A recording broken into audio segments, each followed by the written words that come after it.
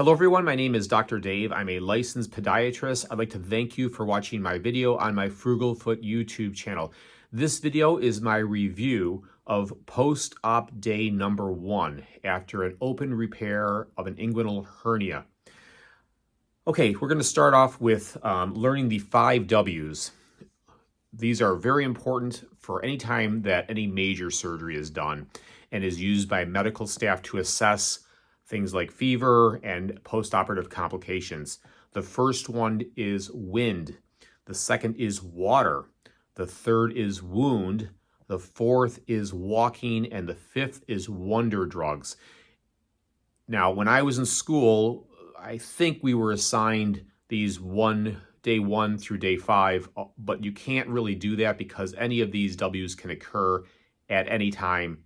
So you just have to have an open mind. But ideally, the first post-op day, I'm looking at wind. What does that mean? I want to make certain that I'm breathing well, that I don't have any kind of pneumonia or atelectasis, which is when the alveoli are not taking in oxygen. And that is why it is important that one is moving, getting out to walk, opening up the lungs, really getting the air, the oxygen into the lungs.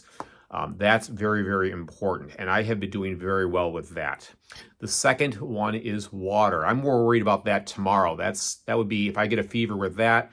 Well, again, you get a fever when you have pneumonia or if you have atelectasis. So if I get a fever on day 2, I'm looking more at a urinary tract infection. That's what the water's about. Day 3 is when I have to take off my dressing, and that's when I'm going to be looking at the wound. And that is usually the time when a fever would occur with a wound infection.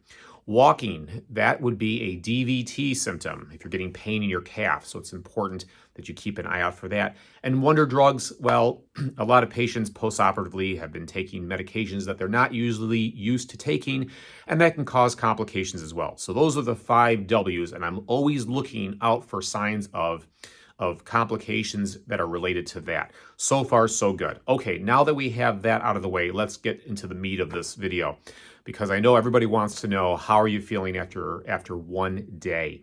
And the answer to that is surprisingly well. I expected to be in a lot more discomfort than I am right now. First off, how did I sleep? I slept very poorly last night. I think I was a bit wound up from surgery. I didn't sleep well the night before surgery, so I thought I would sleep well last night, and I did not. I slept better after my robotic hernia surgery, but I just didn't. I don't know. I think the problem is that I'm a stomach sleeper, and I have this dressing in my groin, and I don't want to sleep on it, obviously. So I'm sleeping on my side or on my back, and I'm just not comfortable doing that. So I got about 5 hours of sleep, but it was sporadic, and I just replaced, I tried to augment that with naps today. I took 1 nap. So, but anyhow, I didn't sleep too well. But either way, second is basically the pain. The pain and pain management has been excellent. I have been taking my codeine. I'm taking oxycodone, and I've been taking that every 6 hours with 2 Advil, and doing very well. My pain scale on a 1 to 10 is a 1, if that. I mean, I have been, now the other hint here, I have been icing nonstop. I have ice on right now, and even in the middle of the night, I awoke around 2:30 and put some ice on actually on the top of my pelvis, because I was feeling discomfort along the nerve that travels through that region up to my pelvis, and that was sore. So I just iced that, and I was able to get back to sleep. But I have been icing all day long today, nonstop, and I think that's making a huge difference.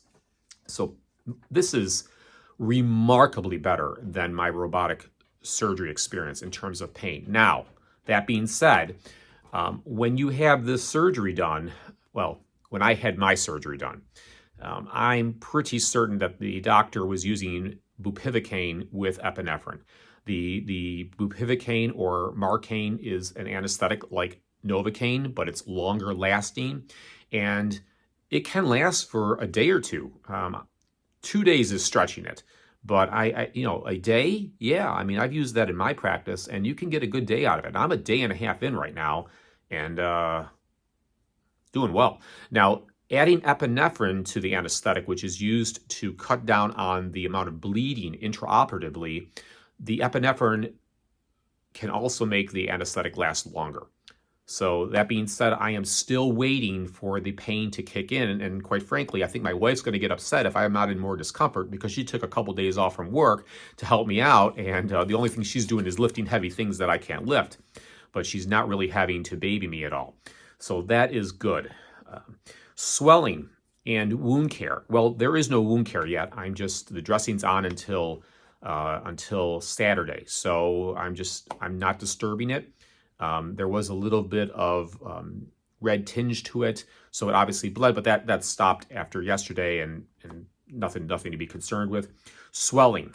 Okay, so I said I wasn't going to hold anything back here, and I'm glad that my doctor warned me that I could expect swelling and ecchymosis. Ecchymosis is black and blue, and I will tell you that it is black and blue down yonder.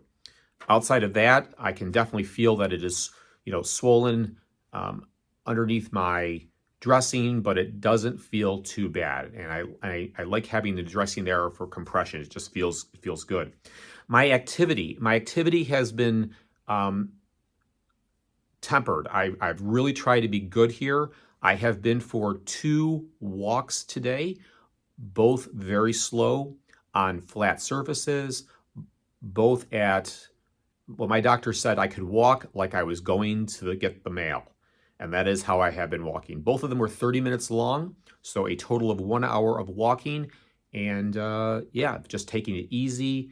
Again, I'm walking just on concrete surfaces, sidewalks, just taking it easy. My diet, I have a much better diet than I had even before surgery. I wasn't really feeling good before surgery. Things were sore. I advanced my diet considerably. I'm staying very well hydrated. My diet, eating normally. I'm not stuffing myself. I'm definitely being very, very careful not to overeat. I'm not eating heavy foods. I'm just having light meals, but I'm eating healthy and well. I talked about ice, meds, hydration. So that's basically where I stand now. And this video is being done just before 6 o'clock on post-op day number 1. I am very pleased with how I am feeling. This is so far a walk in the park compared to the robotic hernia pain that I had at this time. Now, maybe this is going to change for tomorrow. I will let you know, and we'll go from there. I'm prepared for that.